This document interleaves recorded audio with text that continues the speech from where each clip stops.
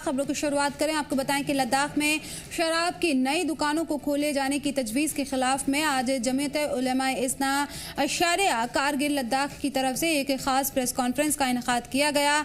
इस press conference में की क़यादत जो थी वो इमाम जुमा सैयद सज्जाद हुसैन कारगिली ने की थी। इस दौरान उन्होंने लद्दाख इंतज़ामिया और LG की उस पॉलिसी पर एतराज़ जताया जिसके तहत लद्दाख में 20 नई शराब की दुकानों को खोलने की बात कही जा रही है। एक तरफ सरकार ड्रग्स और नशे पर काबू पाने की बात करती है, जबकि दूसरी तरफ शराब को आम करने की कोशिश की जा रही है, जो कि फिक्र का सबब है। उन्होंने कहा है कि लद्दाख की मुख्तलिफ तंजीमों और समाजी इदारे भी इस फैसले के खिलाफ अपनी आवाज़ बुलंद कर रहे हैं। उन्होंने कहा कि लद्दाख का समाज लंबे अरसे से नशे जैसी बुराइयों से काफ़ी हद तक दूर रहा है और ऐसी पॉलिसियों से समाज में नशे की रिवायत को बढ़ावा मिल सकता है। उन्होंने ये भी कहा है कि शराब की दुकानों में इजाफा करने से सयाहत को काफ़ी ख़ास फ़ायदा नहीं होगा, बल्कि इससे समाजी और अखलाकी मसाइल बढ़ने का ख़तरा पैदा हो सकता है। तंजीम ने इंतज़ामिया से इस फैसले पर दोबारा गौर करने और मकामी लोगों के जज्बात का एहतराम करने की मांग की है। शराब और ड्रग्स और ऐसी नशावर चीजों के लिए हमारे माशरे में कोई जगह नहीं है, हमारे कल्चर में कोई जगह नहीं है, हमारे मजहब में कोई जगह नहीं है। लिहाजा आपने देखा होगा मुसलसल कई दिनों से लेह में भी जो डिफरेंट रिलीजियस ऑर्गेनाइजेशन की तरफ से प्रेस कॉन्फ्रेंसेस हो रही हैं। यहाँ करगिल में भी मुख्तलिफ जगहों से मसाजिद से आइमा मसाजिद, खासकर हमारे इमाम जुम्मा साहब मुसलसल इस बारे में अपनी आवाज उठा रहे हैं। तो आज ये प्रेस कॉन्फ्रेंस भी इसी मुनासिबत से की गई है। हम ऑनरेबल LG साहब से ये कहना चाहते हैं कि लद्दाख के लोग ड्रग्स, शराब और इस तरह की चीजों को बिल्कुल एक्सेप्ट करने को तैयार नहीं है और इसके लिए अवामी सतह पर मुहिम जुही के लिए भी हम तैयार है। अवामुन नास से अपील है कि इस चीज को रोकने में अपना कलीदी रोल अदा करें। इस तरह की दुकानों के लिए कोई जगह प्रोवाइड ना करें। इस तरह के नशावर चीजों से, शराब और ड्रग्स से में मुलविस लोगों पर अगर आपको शक भी हो तो उनको उनके हवाले से जो है पुलिस को, मुतल्लिका इंतजामिया के अफराद को उनको इन्फॉर्म करें। और खासकर हमारे जमीयतुल उलमा के जो जवान है और हमारे उलमा की जो टीम है वो मुसलसल स्कूलों में हर साल जो है वो जाती है और अवेयरनेस लोगों को हमारे उलमा देते हैं। ये टीम हमारी हर जगह जाती है। और मज़ीद जानकारी के लिए हमारे नुमाइंदे फ़िरोज़ खान हमारे साथ जुड़ गए हैं। फ़िरोज़, नई पॉलिसी की, नई जो शराब पॉलिसी उसकी लगातार मुखालफत की जा रही है, क्या कुछ कहना है कि 20 नई दुकानों की क्या ज़रूरत पड़ रही है और लगातार इसकी मुखालफत भी देखने को मिल रही है क्योंकि इससे नशे की जो लत है वो और ज़्यादा बढ़ सकती है? देखिए यास्मीन, इस वक्त कहीं ना कहीं लद्दाख के अंदर जो नई पॉलिसी खासतौर पे LG लद्दाख की तरफ से जो बहुत जल्द इंट्रोड्यूस करने की यहाँ पे बात चल रही है और बताया भी जा रहा है कि 20 से ज़ायद दुकानें जो है अब जो है लद्दाख की शराब की नई यहाँ पे खुलने जा रही है। उस चीज़ को लेकर कहीं ना कहीं हम ये देखने की अलग अलग ऑर्गेनाइजेशन की तरफ से, चाहे हम बुद्धिस्ट कम्युनिटी की बात करें या मुस्लिम कम्युनिटी की बात करें, वो दोनों जो है इसके यहाँ पे खिलाफ यहाँ पे आवाज़ उठा रही है। उनका कहना है कि कहीं ना कहीं इससे मुआशरा जो है वो तरक्की नहीं कर सकता, मुआशरा जो है कहीं ना कहीं वो अंधेरे में जा सकता है। क्योंकि कहने का मकसद ये है कि जिस तरीके से जो ड्रग्स उरूज पे है, यहाँ पे बढ़ता जा रहा है, ड्रग्स की लत बढ़ती जा रही है, उसके कंट्रोल को लेकर कहीं ना कहीं ये जो शराब की दुकानें जो है वो खोलने की यहाँ पे बात की जा रही है। इससे पहले अगर हम बात करें पूरे लद्दाख की जो है शराब जैसी चीजें जो है या उसकी उस चीज को लेकर दुकानें जो है वो यहाँ पे आम नहीं है। और बताया ये भी जा रहा है कि इस चीज को लेकर कहीं ना कहीं जो है इससे टूरिज्म सेक्टर को भी जो है काफी नुकसान यहाँ पे होगा और उसके साथ साथ सोसाइटी को सबसे ज्यादा नुकसान यहाँ पे हो सकता है। फिरोज, ये जो कहा जा रहा है कि ड्रग की जो लत है उसको कम करने के लिए शराब की दुकानें खोली जा रही हैं, पर शराब भी तो कंज्यूम करेगा या जो वहाँ के अवाम हैं, तो क्या इसका तरीकाकार बताया जा रहा है? किस तरह से काम करेगी जो शराब की दुकानें, जो ड्रग की लत कम होगी? देखिए यास्मीन, जिस तरीके से इनकी एक पॉलिसी है कि अगर हम शराब की दुकानें यहाँ पे खोलते हैं, लद्दाख के अंदर अगर इंट्रोड्यूस करते हैं, तो उससे कहीं ना कहीं जो है वो ड्रग्स की जो लत है वो यहाँ पे कम हो सकती है। बहरहाल इस वक्त जो है ये जो शराब की जो दुकानें हैं वो लेह लद्दाख के अंदर खोलने की बात की चल रही है, लेकिन वहाँ के अंदर जितनी भी अलग अलग जो तबका फ़िक्र के जो लोग हैं, अलग अलग ऑर्गेनाइजेशंस के जो लोग हैं, वो इस वक्त सामने आ रहे हैं और ख़ासतौर पे हमने हमारे मीडियम के थ्रू भी ये लोगों तक पहुँचाने की कोशिश की है और स्पेशली हायर अथॉरिटीज़ तक ये पहुँचाने की कोशिश की है कि कहीं न कहीं इस वक्त जो है लद्दाख के जो लोग हैं वो इस वक्त इस चीज़ के अगेंस्ट है। वो नहीं चाहते हैं कि लद्दाख के अंदर जो एक काफ़ी वक्त से जो एक पीसफुल माहौल जो है वो यहाँ पे चल रहा है और यहाँ के जो लोग जो है वो शराब से जो है कोसों दूर है। तो ये चीज़ें अगर यहाँ पे इंट्रोड्यूस होती है तो सोसाइटी के लिए काफ़ी नुकसानदायक ये चीज़ें हो सकती है। और इस वक्त जिस तरीके से लोग बार बार ये अपील कर रहे हैं, पहले शुरुआत हमने देखी थी कि लद्दाख के बुद्धिस्ट एसोसिएशन जो यूथ एसोसिएशन उनकी तरफ से भी शुरुआत की गई थी। उसके बाद वुमेन एसोसिएशन जो अलग अलग ऑर्गेनाइजेशंस की जो वुमेन्स है, जो हेड्स है, उनकी तरफ से भी इस चीज़ को लेकर कहीं ना कहीं मुखालिफत करते हुए लोग नजर आए।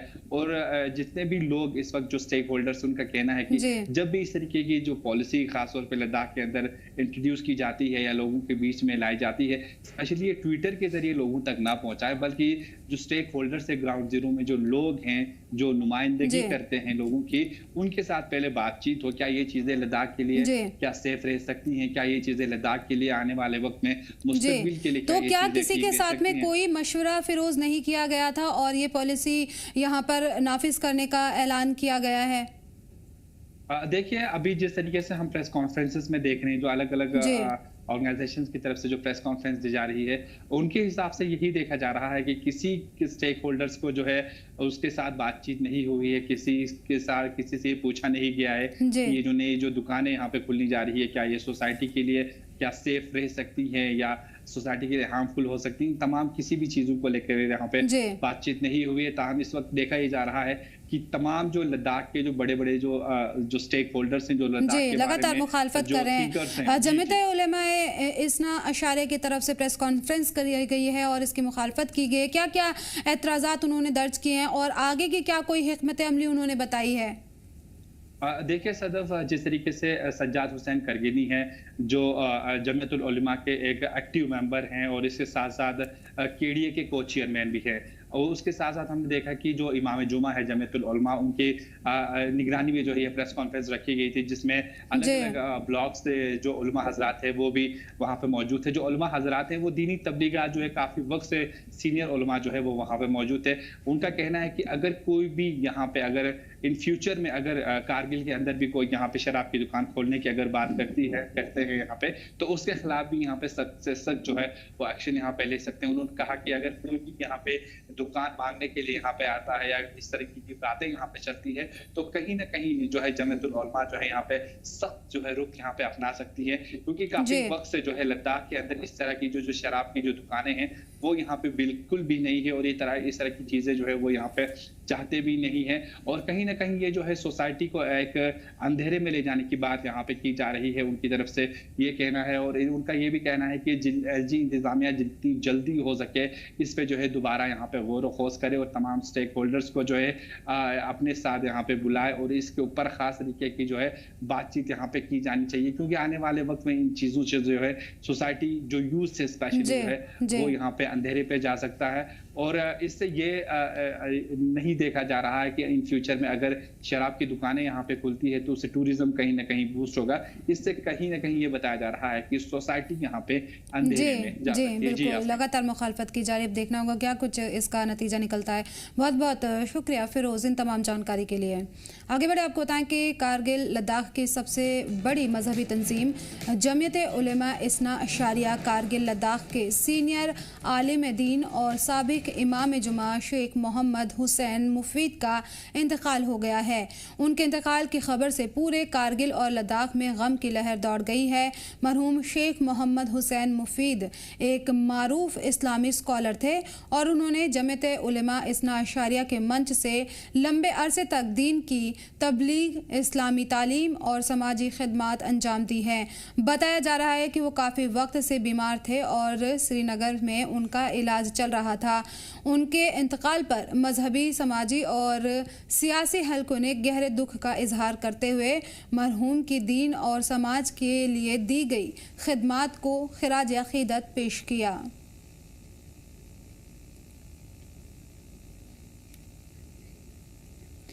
माता वैष्णो देवी यात्रा में श्रद्धालुओं की लगातार बढ़ती तादाद को देखते हुए श्री माता वैष्णो देवी श्राइन बोर्ड ने लगातार दूसरे दिन भी यात्रा रजिस्टर काउंटर को आर्जी तौर पर बंद कर दिया है। बताया जा रहा है कि अब तक करीब 46,000 श्रद्धालुओं का रजिस्ट्रेशन हो चुका है, जिसकी वजह से भवन इलाके और यात्रा मार्ग पर भीड़ का दबाव काफी बढ़ गया है।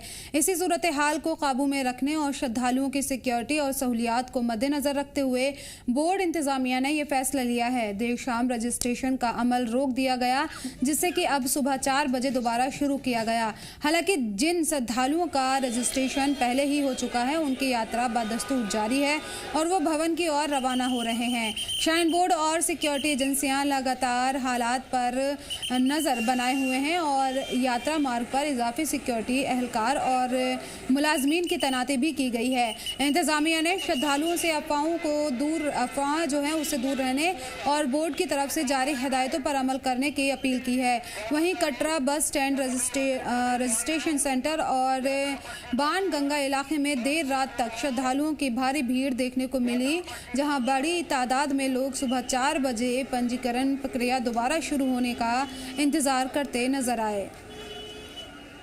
श्री माता वैष्णो देवी की यात्रा को लगातार आज दूसरे दिन भी पंजीकरण काउंटर जो है वो अपने समय से पहले बंद कर दिया गया है। आप तस्वीरों के माध्यम से यहाँ पर देख सकते हैं, कई सारे श्रद्धालु हैं जो यहाँ पर पंजीकरण के लिए यहाँ पर आए हुए थे, पर अब यात्रा पंजीकरण काउंटर जो है वो बंद होने के कारण सुबह तक का इंतजार अब इन श्रद्धालुओं को यहाँ पर करना पड़ेगा, क्योंकि भवन में एनजीटी के निर्देश के अनुसार 50,000 से ज्यादा श्रद्धालु जो है वो दर्शन के लिए रोजाना नहीं जा सकते हैं। जब भी तकरीबन 50,000 को यात्रा जब भी टच करती है तो उसके बाद माता वैष्णो देवी बोर्ड प्रशासन के द्वारा यात्रा पंजीकरण काउंटर जो है अगले कुछ घंटों के लिए स्थगित कर दिया जाता है। पंजीकरण काउंटर की अगर मैं बात करूं तो यहाँ एक और रात 10 बजे पंजीकरण काउंटर को बंद किया जाता है, पर इसी बीच अगर आज की बात करें तो तकरीबन 7 बजे के करीब पंजीकरण काउंटर जो है उन्हें अब बंद कर दिया गया था, क्योंकि भवन में काफी ज्यादा भीड़ होने के चलते बोर्ड प्रशासन के द्वारा बड़ा फैसला लिया गया है। कटरा से शुभम शर्मा, जी, जम्मू कश्मीर के लिए।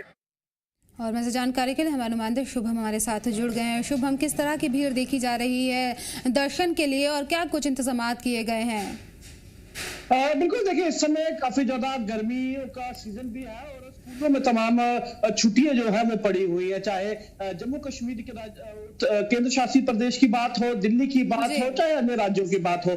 दूर दूर से श्रद्धालु जो है वो मां वैष्णो देवी के दर्शन के लिए इस समय आधार शिविर कटरा में पहुंच रहे हैं। और हाँ, एनजीटी के निर्देश के अनुसार 50,000 से ज्यादा श्रद्धालु जो है वो मां वैष्णो देवी के दर्शन के लिए कटरा से भवन की ओर नहीं जा सकते हैं। इसके मद्देनजर रखते हुए जब भी तकरीबन 45-46 हजार की यात्रा रजिस्ट्रेशन काउंटर पे जब रजिस्टर हो जाते हैं तो उसके बाद पंजीकरण काउंटर जो है वो अपने समय से पहले बंद कर दिए जाते हैं, क्योंकि भवन में ज्यादा भीड़ एकत्रित ना हो, इस चीज का भी ध्यान बोर्ड प्रशासन के द्वारा रखा जाता है। खासतौर से 2 दिन की अगर मैं बात करूं, शनिवार और रविवार की अगर हम बात करें तो काफी ज्यादा भीड़ जो है इन 2 दिनों में होती है और इसी के चलते शनिवार को भी अपने समय से पहले पंजीकरण काउंटर जो है उसे बंद करना पड़ गया था और कल भी शाम को तकरीबन 7 बजे के बाद पंजीकरण काउंटर जो है उसे बंद कर दिया था और सुबह 4 बजे के बाद एक बार फिर रजिस्ट्रेशन काउंटर जो है उन्हें खोल दिया गया था बोर्ड प्रशासन के द्वारा। जी, अब वहां पर जो श्रद्धालु हैं उनके लिए क्या कुछ इंतजाम किए गए हैं और सिक्योरिटी किस तरह से वहां पर मैनेजमेंट वहां पर की जा रही है, जो श्रद्धालु वहां जा रहे हैं उनको किसी तरह की परेशानी ना हो? बिल्कुल, देखिए पहले बात हम श्राइन बोर्ड प्रशासन की करें तो श्राइन बोर्ड प्रशासन के द्वारा पहले से ही इंतजाम जो है वो कर दिए जाते हैं, क्योंकि पीक सीजन इस समय माना जाता है। मई के जो आखिरी सप्ताह होता है वहां से लेकर जुलाई तक तकरीबन 1.5 महीने का जो समय ऐसा होता है कि जब श्रद्धालु जो है वो काफी संख्या में भवन में पहुंचते हैं। अगर मैं पिछले साल की तुलना की बात करूं तो पिछले साल के मुकाबले इस साल फिर यात्रा का आंकड़ा जो है वो लगातार बढ़ता हुआ नजर आ रहा है, क्योंकि पिछले साल की बात करें जहां एक और इंडो पाक के बीच जो तनाव बना था उसके बाद यात्रा में असर पड़ा था, फिर बरसात के चलते भी जब यात्रा 22 दिन तक बंद रही थी वो एक बड़ा असर यात्रा पर पड़ा था। पर इस साल की अगर मैं बात करूं तो महारानी की कृपा से इस समय तक सब कुछ ठीक वे से चल रहा है और यात्रा में काफी ज्यादा बढ़ोतरी है। जैसे आपने जिक्र किया सिक्योरिटी का, तो सिक्योरिटी की अगर मैं बात करूं तो इस समय सिक्योरिटी जो है उसे और ज्यादा बढ़ा दिया जाता है। जानकारी जितने में बताऊं तो CSF की अगर मैं बात करूं तो सेंटर जो है उन्हें भी यहाँ पर अतिरिक्त जवान जो है वो इस समय तैनात किए जाते हैं, क्योंकि आने वाले दिनों में अमरनाथ यात्रा भी शुरू होगी, उस चीज का भी ध्यान अब रखा जा रहा है। जी शुभम, जो लोग या दर्शन के लिए आते हैं, कुछ लोग 2 दिन के लिए आ रहे हैं, अब उस दौरान रजिस्ट्रेशन बंद हो गया तो फिर उनके लिए परेशानी बढ़ जाती है, तो क्या कुछ ऐसा इंतजाम किया जा रहा है श्राइन बोर्ड की तरफ से कि जो लोग वो ऑनलाइन जिस तरह से रजिस्ट्रेशन हो जाए, क्या उसको बढ़ावा देने की कोई कोशिश की जा रही ताकि लोगों का वक्त बर्बाद ना हो? देखो, एक काफी अहम सवाल आपके द्वारा रखा गया है, पर इसमें बोर्ड प्रशासन भी कुछ नहीं कर सकता, क्योंकि NGT के निर्देश के अनुसार 50,000 से ज्यादा श्रद्धालु जो है यात्रा नहीं कर सकते हैं। कई बार श्रद्धालु जो है वो मायूस होकर जरूर लौटते हैं, पर ये ऐसे 10 से 12% ही होता है, क्योंकि श्रद्धालु जब भी कटरा में पहुंचते हैं तो वो 1 से 2 दिन का समय लेकर ही आते हैं, क्योंकि उन्हें पता है यात्रा का पीक सीजन है, तो यात्रा पंजीकरण काउंटर अगर बंद हो गया, RFID कार्ड नहीं मिला तो यात्रा नहीं कर पाएंगे। हाँ, अगर ऑनलाइन रजिस्ट्रेशन उन्होंने पहले से ही करवा रखा है तो उन्हें प्रायोरिटी बेसिस पर बालगंगा पे या ताराकोट मार्ग पर उसी टाइम RFID कार्ड जो है वो इशू कर दिए जाते हैं, अगर ऑनलाइन पर्ची आपके पास पहले की हो तो। जी बिल्कुल, बहुत बहुत शुक्रिया शुभम इन तमाम जानकारी के लिए। आगे बढ़े, आपको बताएं कि जम्मू कश्मीर के LG मनोज सिन्हा ने वाइब्रेंट विलेज प्रोग्राम 2 के तहत सरहदी गांव नांगली का दौरा किया है और मकामी लोगों, नौजवानों और कम्युनिटी नुमाइंदों से मुलाकात की है। इस दौरान उन्होंने इलाके में चल रहे तरक्याती कामों का जायजा लिया और लोगों को यकीन दिलाया है कि यहाँ ऑल वेदर सड़क कनेक्टिविटी, 4G टेलीकॉम सर्विस और दूसरी बुनियादी सहूलतों से जुड़े अहम प्रोजेक्ट जल्द शुरू किए जाएंगे। उन्होंने कहा है कि सरकार सरहदी और दूर दराज गाँव की हमाजहत तरक्की के लिए पूरी तरह पाबंद है और बेहतर इंफ्रास्ट्रक्चर, कम्युनिकेशन सर्विस और रोज़गार के मौके मकामी आबादी को मजबूत बनाने में अहम रोल निभाएंगे। इस मौके पर LG ने मकामी नौजवानों और अपॉइंटमेंट लेटर भी दिए और स्पेशल पुलिस ऑफिसर के तौर पर सेलेक्ट 5 नौजवानों को जॉब लेटर भी सौंपा। उन्होंने सिलेक्टेड नौजवानों को मुबारकबाद देते हुए समाज की खिदमत की पूरी लगन और जिम्मेदारी के साथ करने की नसीहत दी। इस मौके पर मकामी लोगों के साथ में अब्दुल रशीद शाहपुरी ने सरकार की तरक्याती पहलों की तारीफ करते हुए इलाके में बेहतर सड़क संचार और दूसरी बुनियादी सहूलियात फराहम करने के LG के वादे की तारीफ की है। और यकीनन इंशाल्लाह आज का जो हमारा प्रोग्राम है, ये बड़ा प्रोग्राम अच्छा तरीके से कामयाब रहा और मैं मुबारकबाद देता हूँ गवर्नर साहब को, डिप्टी कमिश्नर पुंछ साहब को और जितने भी डिपार्टमेंट हैं उनको मुबारकबाद देता हूँ कि उन्होंने कामयाब किया और हमें इस चीज़ की खुशी है। मैं दिल की गहराइयों से मुबारकबाद दूंगा वक्ती हुकूमत को और प्राइम मिनिस्टर ऑफ इंडिया को कि हमारी बॉर्डर पंचायत जो है उनको अच्छे तरीके से जब वो अच्छे मॉडल विलेज में जाएंगे तो इंशाल्लाह हम सीट के साथ मुकाबला करेंगे। राजौरी जिले के खसरा नंबर 2 गांव में LPG गैस रिसाव की वजह से एक मकान में आग लगने से 3 लोग बुरी तरह से झुलस गए। हादसे के बाद में इलाके में अफरा तफरी मच गई और मकामी लोग फौरन मौके पर पहुंचे। जख्मियों को फौरन इलाज के लिए GMC सबहद अस्पताल राजौरी पहुंचाया गया। जख्मियों की पहचान विक्रम सिंह 32 साल के, राकेश सिंह 38 और शंकर सिंह के तौर पर हुई है, जो सभी खसरा नंबर 2 गांव के रहने वाले हैं। जानकारी के मुताबिक मकान के अंदर LPG गैस लीक होने के बाद अचानक आग भड़क उठी, जिसकी जद में आकर तीनों शदीद तौर पर झुलस गए। GMC राजौरी के deputy medical superintendent doctor Javed ने बताया है कि जख्मियों को दोपहर के वक्त अस्पताल लाया गया, जहां डॉक्टर्स की टीम ने उन्हें फौरन इलाज शुरू किया। हालांकि हालात नाजुक के होने की वजह से तीनों को बेहतर और स्पेशल इलाज के लिए GMC जम्मू रेफर कर दिया गया है। डॉक्टर्स के मुताबिक 2 जख्मियों की बॉडी का लगभग 70% हिस्सा झुलस गया है, जबकि तीसरा शख्स करीब 40% तक झुलसा हुआ है। तीनों की हालत नाजुक बताई जा रही है। वहीं आग लगने की सही वजह की जांच जारी है। देखिए, हमें जैसे ही इन्फॉर्मेशन मिली कोई 12 साढ़े 12 के करीब के एक कोई खास साइड नंबर 3 में कोई सिलेंडर ब्लास्ट हुआ है, तो काफ़ी लोग ज़ख्मी हो गए हैं। ऐसे जब हमें इन्फॉर्मेशन है, हमारी जो इमरजेंसी टीम थी वो अलर्ट पे हो गई, हमारे जो सर्जन वगैरह हैं सारे। तो जब यहाँ पहुँचे तो इनमें 3 बंदे थे, तीनों यंग बंदे थे। तो जिनमें एक तो 32 साल, एक 38 साल और एक 29 साल का ये यंग थे। तो जब इधर पहुँचे तो हमारी टीम ने अच्छी तरह इनका ट्रीट किया और इनमें से 2 जो थे वो 70% बर्न थे और एक जो है 40% बर्न था। पर यह है कि डीप बर्न नहीं था, सुपरफिशियल बर्न था। तो हमारी टीम जो ऑलरेडी था उनको अच्छा तरह ट्रीट किया। अब ये था कि उनको प्लास्टिक सर्जन की जो ज़रूरत पड़ती है इसमें, और इनके एक बर्न यूनिट होती है और आइसोलेटेड वार्ड होती है, उसके चलते हमें इनको पूरा ट्रीटमेंट दे के रेफ़र करना पड़ा। शुमाली कश्मीर में सयाहत को फ़रोग़ देने और मकामी लोगों के लिए रोज़गार के नए मौके पैदा करने के मकसद से कुपवाड़ा में एक अहम टूरिज़्म प्रमोशन प्रोग्राम का इनेकाद किया गया।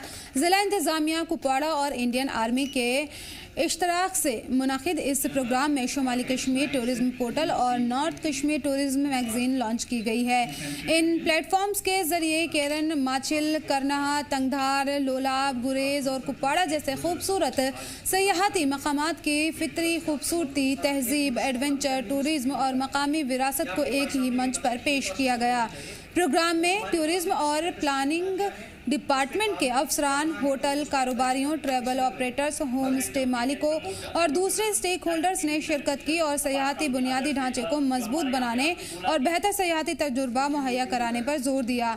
इस दौरान इंडियन आर्मी की हिमायत से चल रहे मकामी कारोबारी और प्रोडक्ट की एक नुमाइश भी लगाई गई, जिसमें कई नौजवान कारोबारियों ने अपने प्रोडक्ट पेश किए।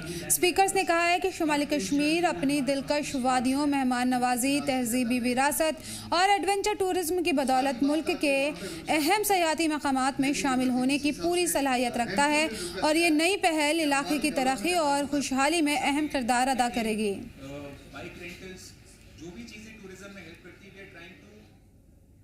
लद्दाख के लेह में फॉरेस्ट आर्ट फेस्टिवल 2026 का आगाज़ किया गया। द वॉल आर्ट प्रोजेक्ट की तरफ से शुरू किए गए इस फेस्टिवल का मकसद फ़न के ज़रिए माहौलियाती बेदारी को बढ़ावा देना और हरियाली को फ़रोग़ देना है। इस पहल की शुरुआत साल 2023 में लोकल कम्युनिटी LAHDC लेह और माथो मठ के ताउन से 6100 विलो और दूसरे पौधे लगाकर की गई थी।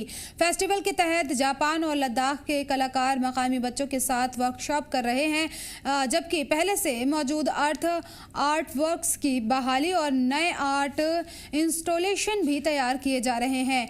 मुंतज़मीन का कहना है कि ये फेस्टिवल तख्लीकी सलाहियत को बढ़ावा देने, कम्युनिटी के हिस्सेदारी को मजबूत करने और जापान और लद्दाख के बीच में तहजीबी तबादले को मजबूत करने का एक अहम जरिया है। ये program Ladakh art and media organization के इश्तिराक से किया जा रहा है, जो कि माहौलियाती और तहजीबी पायदारी के पैगाम को भी आगे बढ़ा रहा है। तो इसी प्रोजेक्ट के लिए 2010 से आज तक चल के आ रहे हैं और ख़ास इस फॉरेस्ट आर्ट फेस्टिवल के लिए हम माथो गांव के सहयोग और माथो गुम्पा से सहयोग लेते हुए 2023 में 6000 नर्सरीज पेड़ पौधा प्लांटेशन किए। फिर प्लांटेशन जो है पेड़ पौधा लगाने से ख़त्म नहीं होता, तो उसको जब तक वो बड़े हो जाएंगे तब तक हम सेवा करना चाहते हैं, सेवा करना चाहिए। तो उसी के लिए आर्ट का शक्ति लेके लोगों का बीच में संबंध बनने के लिए इस फॉरेस्ट आर्ट फेस्टिवल कर रहे हैं।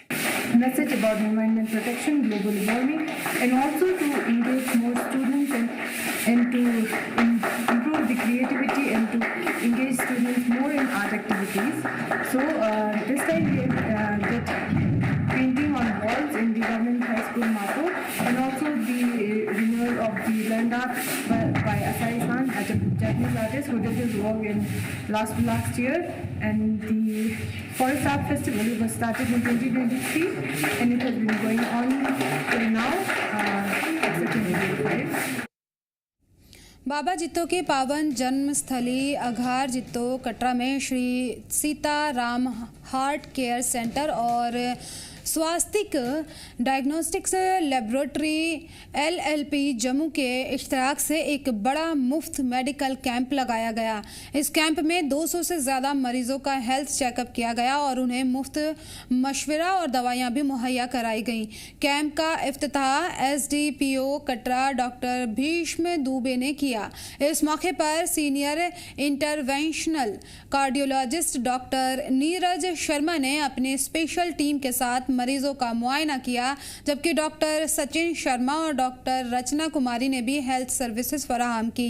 कैंप में रियासी ज़िले के दूर दराज इलाकों से बड़ी तादाद में लोग पहुंचे और हेल्थ सर्विसेज का फ़ायदा उठाया। मरीजों के लिए ब्लड प्रेशर, शुगर और दूसरी ज़रूरी जांचों का इंतज़ाम किया गया था, जबकि ज़रूरतमंद लोगों में मुफ्त दवाइयाँ भी तकसीम की गईं। इस मौके पर डॉक्टर नीरज शर्मा ने कहा है कि दिल की बीमारियों से बचाव के लिए टेंशन से फ्री जिंदगी, मुतवाज़ी ग़िज़ा और रेगुलर वर्जिश जैसी बेहद ज़रूरी हैं। उन्होंने हाई ब्लड प्रेशर, डायलिसिस और कोलेस्ट्रॉल से पीड़ित लोगों को वक्त पर हेल्थ चेकअप कराने की सलाह दी। उन्होंने बताया कि उनकी टीम लंबे अरसे से ग्रामीण और दूर दराज इलाकों में ऐसे मुफ्त मेडिकल कैंप लगाकर ज़रूरतमंद लोगों तक बेहतर सेहत सहूलत पहुँचाने का काम कर रही है। वहीं मकामी लोगों ने इस जन सेवा मुहिम की तारीफ करते हुए कैंप मुंतज़मीन का शुक्रिया अदा किया। आप फिजिकल एक्टिविटी थोड़ी बढ़ाइए अपनी, और अगर आपको कोई भी शिकायत है, जैसे चलने पे सांस फूल रही है, जो काम आप पहले कर लेते थे अब नहीं हो रहा है, आपको चलने पे छाती में दर्द हो रही है, जकड़न हो रही है, घबराहट हो रही है, धड़कन बढ़ रही है, और आप जो काम पहले कर लेते थे, पहले जैसे 4 माले चढ़ लेते थे, अब नहीं चल पा रहे हैं, तो जितना भी आपकी फिजिकल अगर आपको इनकैपेसिटेंस हो रहा है तो फटाफट अपने हृदय रोग विशेषज्ञ से कांटेक्ट करें और अपना इलाज करवाएं। तो बड़ी गल जी है कि जेडे लोग की जड़ियां हार्ट की प्रॉब्लम है, असि घर बैठे पता नहीं चलता, तो वो साइड डॉक्टर नीरज शर्मा होरें फ्री कैंप है, चेकअप फ्री है, मेडिसिन फ्री है, तो और ये कन्ने कन्ने मैं आखा ते शुगर फ्री है, BP है, ये कन्ने सारी जड़ियां दवाइयां भी फ्री दिया देन। और मैं अपनी तरफा दा और अपने ग्रां की तरफा दा डॉक्टर नीरज शर्मा का पहले वेलकम करा और थैंक्स भी करा कि उन्हें अपना जरा कीमती समय जरा कड्डिए ग्रां विच आए और लोकें दी जड़ियां परेशानियां उन्हें परेशानियां हल करा दे और दवाइयां भी दिया देन। फिलहाल इस बुलेटिन में इतना ही। मुझे दीजिए इजाज़त और आप देखते रहिए जी जम्मू कश्मीर लद्दाख।